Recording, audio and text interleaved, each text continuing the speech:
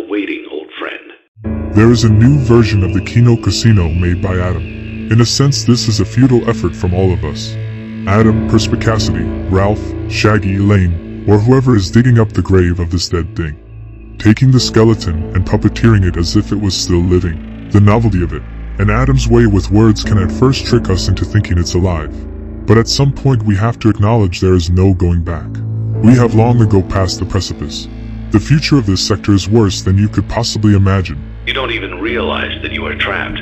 Even if somehow Ashton and Andy go bankrupt, the casino closes for good, Josh goes to jail. What then? We will be the king of the dirt pile. Without enemies, what is in a log? Which brings us to Elaine. She is an attention whore trying to inorganically gain some sort of e-celeb status.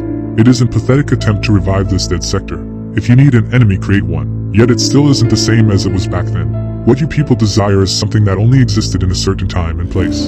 It can never be recreated, it can never return. In addition, new and worse grifters will take their place.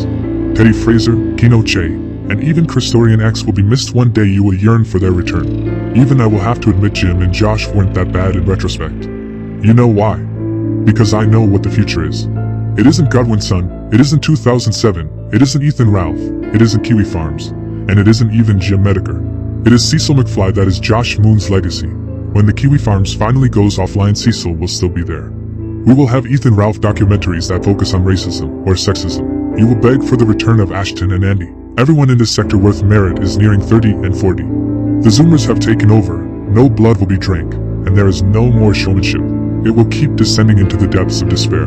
The future is an avatar fag who paints his nails complaining about YouTube monetization. Ashton's to Ashton's, guns to guns. There is only one thing that we can count on in this world, and that's that one day, everything ends.